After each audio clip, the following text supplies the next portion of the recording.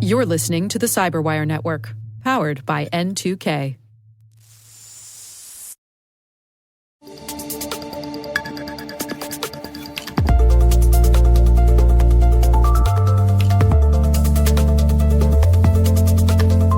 Hey everyone, welcome to CyberWire-X, a series of specials where we highlight important security topics affecting security professionals worldwide.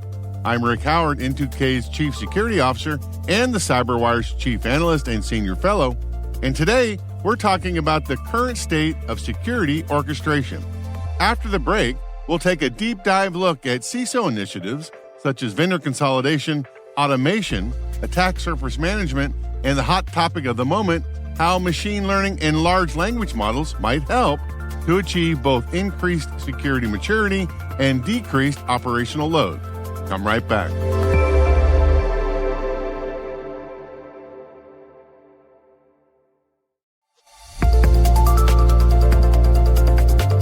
I'm joined at the CyberWire hash table today by Rohit Dhamankar. He's the Vice President of Product Strategy at Fortra, and my best friend, Steve Winterfeld, the advisory CISO at Akamai and a repeat CyberWire hash table visitor. I started out by asking Rohit to describe what vendor consolidation is. I'm joined today by Rohit Dhamankar. He's the Vice President of Product Strategy at Fortra, and Steve Winterfeld, the advisory CISO at Akamai.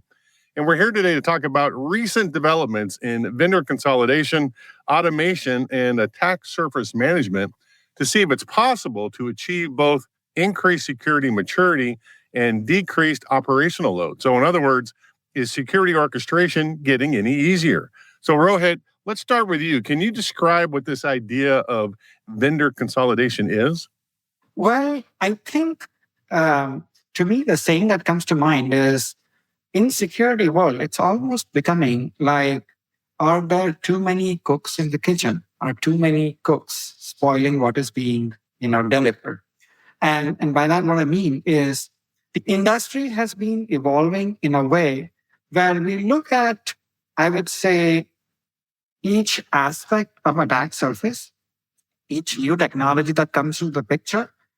And the idea is let's put a solution around it. So and sometimes, like, for example, big evolutions happen, like cloud came on. So now there's a whole slew of acronym soup, in fact, of cloud products that's supposed to do cloud security. That's the status of that. For the same old problems that we have had, like malware has been around for 20, 30 years. Now we have a lot of companies who are claiming on wonderful AI and next generation AI and maybe the next generation to solve that problem. The question really is the amount of, security happenings, breaches, stolen data that has not been stopping. And people have sort of been led into saying, okay, for that problem, go and take that pill, go and install that solution.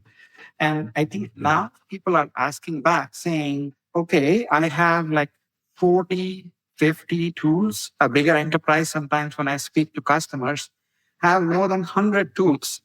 And they're left with, I would say, a small staff that even can operate the tools and understand what the tools are producing. And so then they are taking a question back saying, have we done too many? Is it time for us to go and look for just a few of this and make sure that we can make more meaningful outcomes, meaningful security outcomes, that is, actionable outcomes out of those? And I think that's what people are asking very loudly, and people are trying to gravitate more towards that. Well, we're all old timers here, right? Especially Winterfeld. Okay. And when we started, this is back in the 90s, right? We all only had like 3 tools. So we could manage it, ourselves. We had intrusion detection, we had firewalls, probably had some sort of antivirus on the endpoint. All right. But like you said, Rohit, the number of tools that people have managed over the years, that's slowly been creeping up. You said, what were you saying, 50 to 100 different tools? I've heard bigger numbers. Steve, I know you've talked about this, right? What are you seeing out there when you talk to other CISOs? Yeah, and I would start off with probably my favorite quote that ties right into what he was saying, complexity is the enemy of security. Bruce Schneier said that. A lot of people have said that. I've written an article on Security Boulevard. It is such a ground truth, but we're not operationalizing it. And when we look at things like, Panseer put out a report that the average company of, I think, 500 employees has 76 different tools and growing at 19%. Last year, RSA had 599 speakers and 605 vendors. And so it's just, how am I as a CISO supposed to wade through this and figure out which is the right one for me, how to integrate these? We've talked about this before, this shift away from best athlete to best teammate. I love Michael Jordan's quote, talent wins game, but teamwork and intelligence win championships. Yeah, I'll tell a story, Rohit. Steve and I both worked at a company together a number of years ago where the predecessor CISO went out and bought all the tools. I mean, we had all the cool things. I mean, it was like a kid in the candy store, right? But he ran out of money before he ran out of resources to buy people with. So we had tier one analysts in the SOC, and all those big Ferrari engines of security tool capability were sitting idle because we didn't know how to configure them and make them work for us. So it was so complex that we didn't know how to solve the problem, right? So I don't know, Steve, do you remember any of that from back in the day?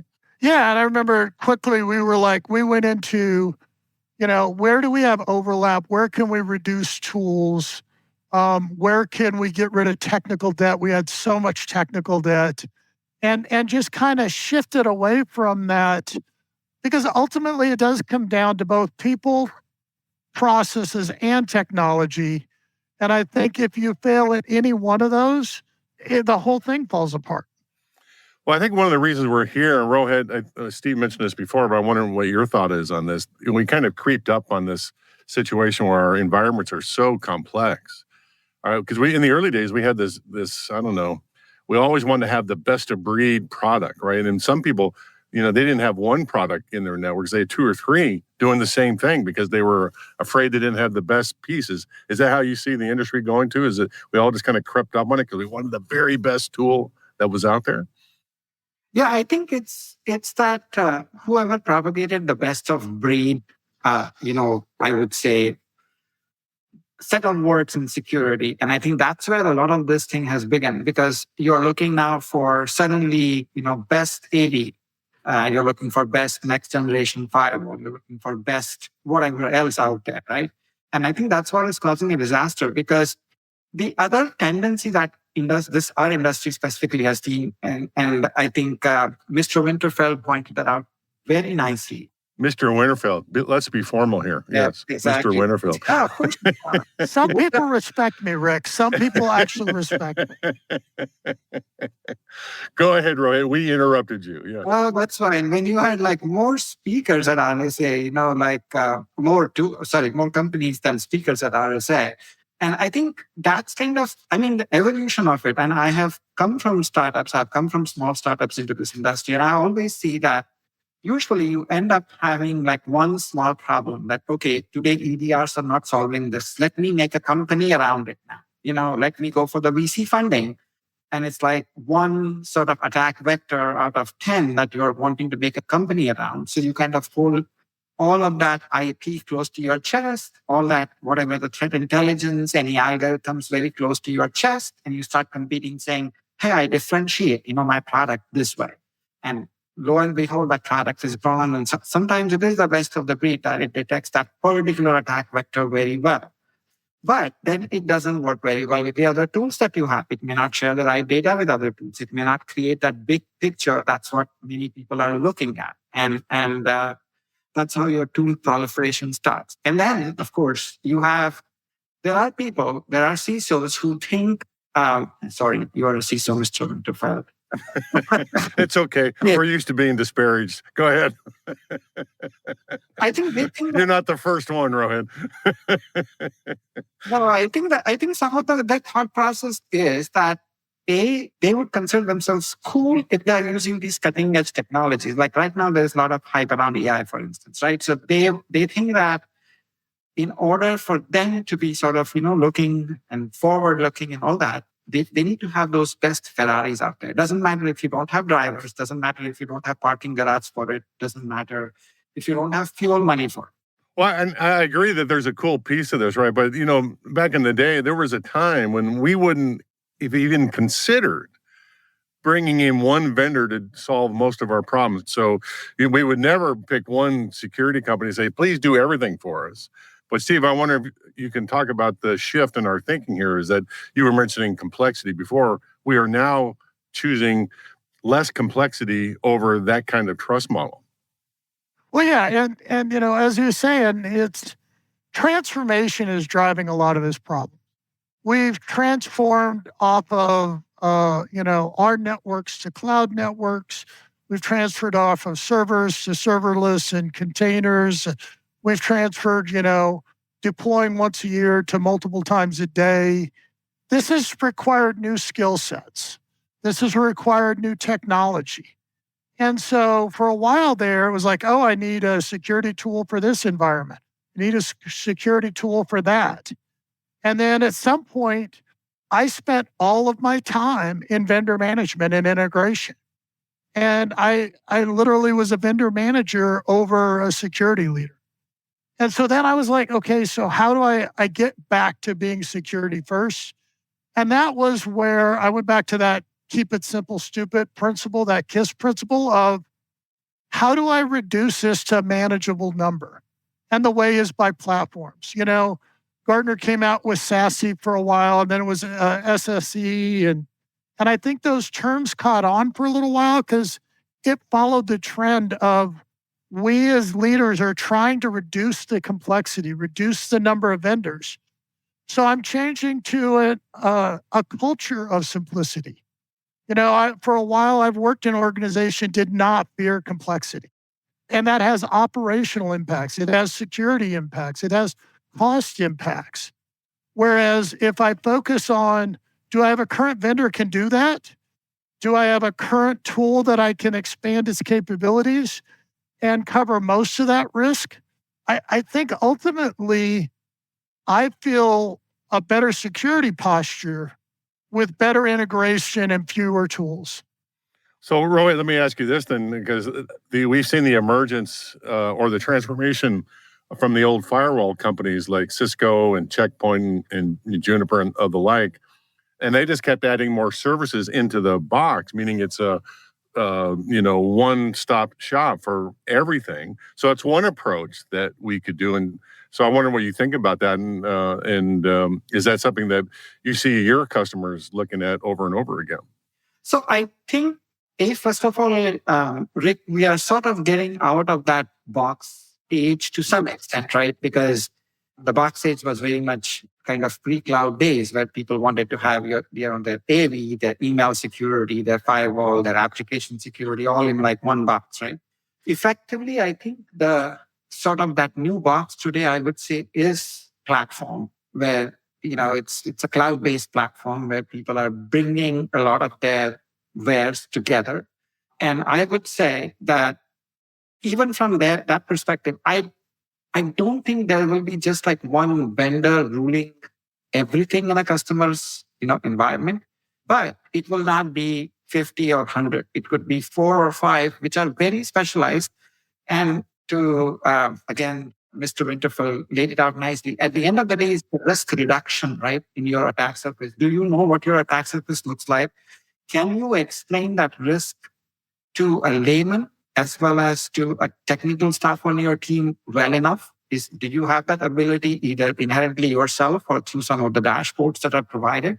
And then can you apply the appropriate set of vendors who are going to cover that for you? And you can choose strategy where there may be some overlaps, there are no overlaps depending on how you find the strength of those vendors. What have they been good at? And what do you need to kind of, have a plan B in case they miss something? And if you do that well enough, you should be able to at the end of the day, even today, the attack surface has like 6 components to it. You have your servers, you have your desktops, laptops, and at the endpoints. You may have, your native cloud infrastructure, maybe more like the function as a service or more the platform as a service. Then you have people who have done lift and shift in the cloud.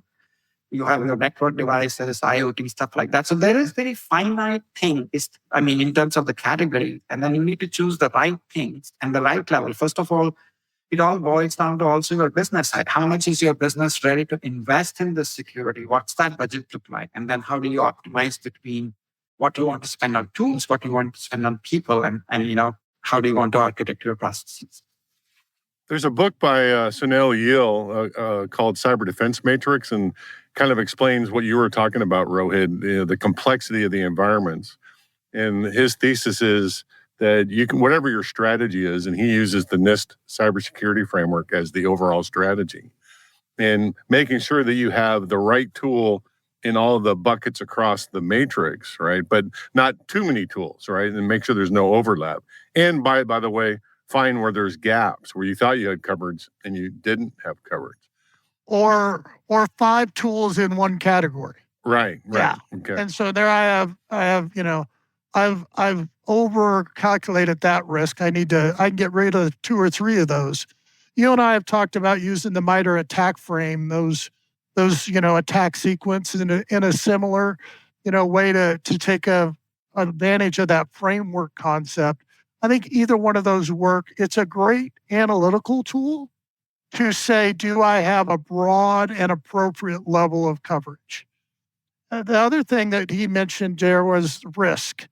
And you've talked a lot about reducing the probability of material impact due to cyber event over the next 3 years. Pick your period of time, pick your, material impact. But I think if you come back to a couple core things like that and then tag on a goal of reducing complexity, I think that's enough to start to operationalize this.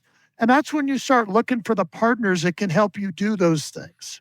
Well, Rohit, let me bring it back to you because Steve mentioned SASE and SSE, kind of brothers and sisters of technology architecture. He and I may disagree about the importance of that. I think it's the thing that we're all going to move to at some point. However, it is now on its way down the trough of disillusionment. We were all very hyped about it in the first couple of years, but we found out how hard it is. But I expect that it will slowly move up the slope of enlightenment.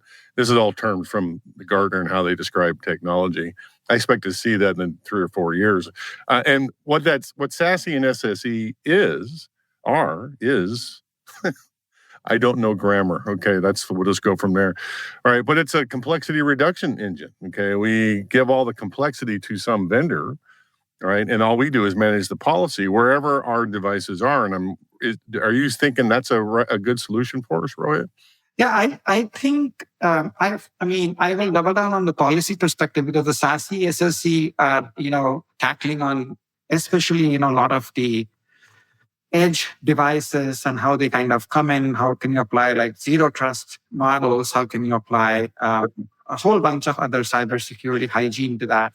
But where I would double down is this policy business, right? Like in general, if the products that we are working with are well orchestrated, where something happening in one product is able to trigger a policy in the other, like for example, let's assume for a second that you have a training security product where you send a phishing email, a user gets phished, right?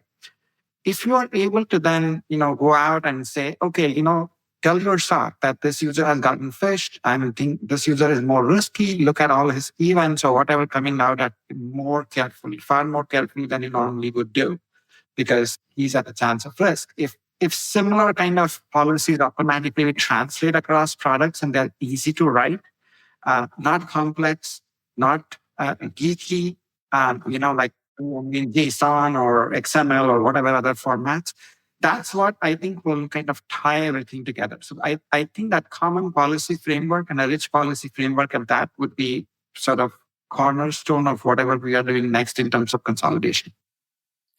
So Steve, let me go to you. So one idea here is move to consolidation platforms of some form. That's one way we could do it. The other way we could do it, Steve, is through automation, all right, through an extended project to reduce the toil of all the technical debt that we have. I wonder if you could talk to that a bit, and what's the state of DevOps and DevSecOps in our industry now?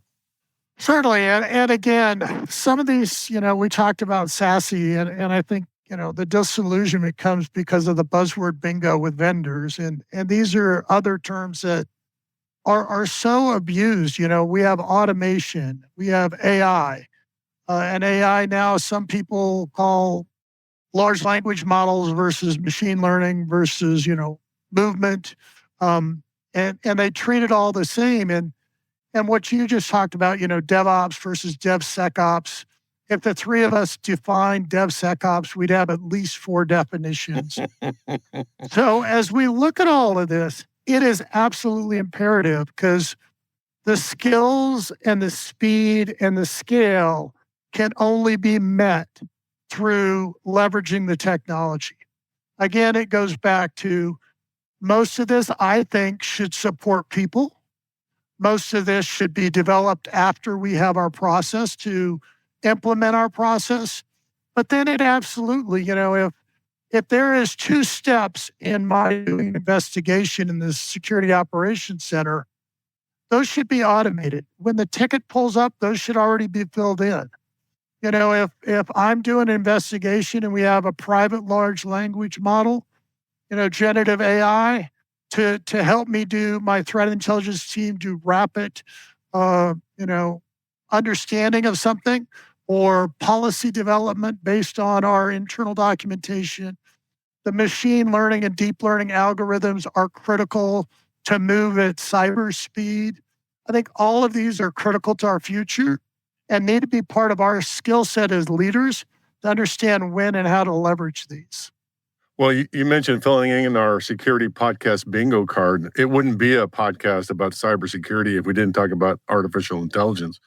So, Rohit, I think all of us agree that, machine learning and large language models have all this potential to help us here. But, we all have reservations. Our own experience has been, it's pretty good, but not quite good enough yet. So, I don't know. What do you think about that, Rohit? Well, I have always viewed, AI or ML more as an aid for cybersecurity, a strong ally, a strong aid. And I am completely baffled when a lot of people end up saying, AI is going to solve all the problems of the world. And they say that. Yes, of course it is. And of course it's going to solve all the problems. No, let's be clear. My AI, the AI I'm going to sell you is going to solve the problems. Yeah, that's true. my differentiated AI will solve all the problems, right? Yeah, my differentiated AI. Yeah. And you are seeing some of these effects, right? I mean, AI or ML, as I say, these days when I tell a 6th grader learning equation of a line as y equals mx plus c, that's the equation of a straight line. And it said, even that is AI these days. So everything AI, whatever was done statistically or whatever, if you did, if you computed just the standard deviation, now it's called machine learning, right? So if you don't stick to those definitions, where I have seen a lot of, challenging problems is especially, looking at anomalies and things like that. And ML has been great at it. But again, all of those have to be dealt. And as, again, Winterfeld was saying about filling up steps in the process. So AI can generate something. And I'll give you an example. Like I see a lot of in these new EDR tools, it says, this file is potentially malicious and the risk rating is 70%. And if you happen to be a SOC of that company, or if you happen to be a general SOC provider, you don't know what to do with 70%. You are not going to block all of it. You're not going to sort of say, okay, this file is bad and I'm going to delete it. You can't quantify that. So where then you're trying to do. And that's where a lot of automation comes in, right? Is saying, okay, what is the context I can build in that environment around this file? Do I have more pointers? Do I have external intelligence pointers around this file? Does somebody else in the world knows about it? And I would believe that all of that information we can get through various techniques, including Gen AI, for instance. And I think once you have all of that pulled together, you still will need, in some sense, the human mind to kind of say, okay, this signal here is the most dominant, this is the least dominant. Let me make sure that I make a decision based on all of these factors. And maybe that can then further be codified into AI through channel. But it needs that process. Just single, I would say, applications of AI in different areas of cybersecurity are going to just produce some more haphazard outcomes that are not, again, well correlated, well contextualized, and that just increases more noise instead of solving any further problems. That's my current state too. I just don't trust it yet. I've had so many experiences just with the early models here that they give you a partial answer and then information that's not true at all. Right. And so you definitely can't turn it on and just let it go. So we're not there yet. But Steve, I'm wondering if you want to put your, look into your crystal ball. Do you see this being solved anytime soon? Or I won't make you talk about history, but we'll make you talk about future stuff. Well, I won't talk about history, but a recent example was the first generation of SIEMs, the security event management tools. Felt like it was a device to just let you watch incidents scroll off the screen. It was something we needed. It's something that took some time and maturity. I think we're in a similar process now. We're early days. I think the potential there is if we look at some of the pros and cons, the pros are we need something to help us with the speed and scale of some of the tasks we're doing. We need something to help our research become more effective and efficient, especially with big data where we're querying a lot of things. And we don't need a Google search, we need contextual search. And I think a lot of the private initial queries into generative AI are helping with that. We need responsive to malware, and some of the machine learning stuff is helping us to, on the fly, through learning, help respond to malware. And so all of this is absolutely needed. It's early days.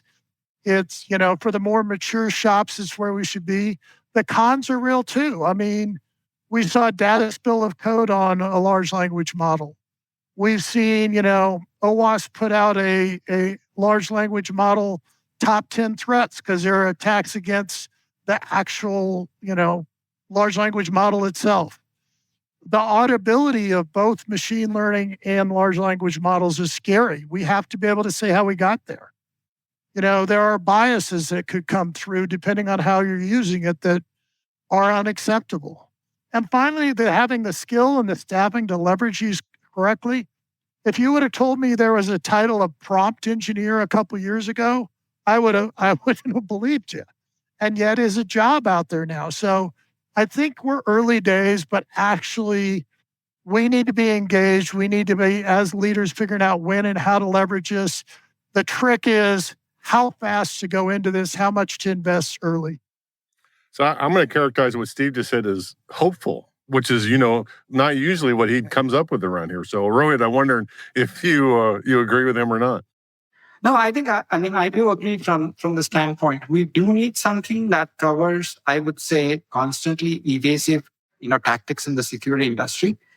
And again, as you can see, the cat and the mouse game continues, right? So people were doing a lot of evasion. So now we said, okay, let's detect them through AI ML. And as Winterfeld said, I have seen now lots of, in fact, even there were talks at RLC, for instance, on how to defeat the AI ML model. So the adversary is already thinking the next step. So you probably have to then think of, the counter to that. And so that's kind of, again, and you will see all the funny part about security, I think I would say, is that once something gets on the security track, it never leaves it. So you still have people who are probably running some version of Windows XP out there who are still vulnerable maybe to, one of the old worms from the past. And it's not a joke. I have heard of some, production environments that are still running very old version of Windows. You can see that in airports still, the NT crashes that in... Well, so all the way from to your today's world when somebody's trying to defeat a new AI model for something else, So it's all there. So we're at the end of this. I'm going to come to both of you for last words about this topic. My summary of what we just talked about is we all agree that the environments we operate in are fairly complex. And instead of going for more tools to solve individual problems, we're looking for orchestration ideas that will reduce complexity and do a good enough job that will allow us to do our jobs for us. Steve, what's your last word there? Yeah, I think culture eats strategy for breakfast. I think we need a culture of avoiding complexity, moving away from complexity. Rohit, last word to you, sir. Well, choose your vendors wisely, consolidate them, and automate the heck out of it for what you can.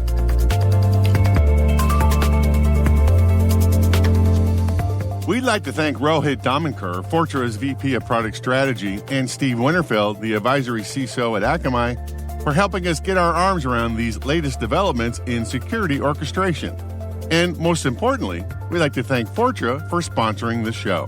This has been a production of the CyberWire and N2K, and we feel privileged that podcasts like CyberWire-X are part of the daily intelligence routine of many of the most influential leaders and operators in the public and private sector, as well as the critical security teams supporting the Fortune 500 and many of the world's preeminent intelligence and law enforcement agencies.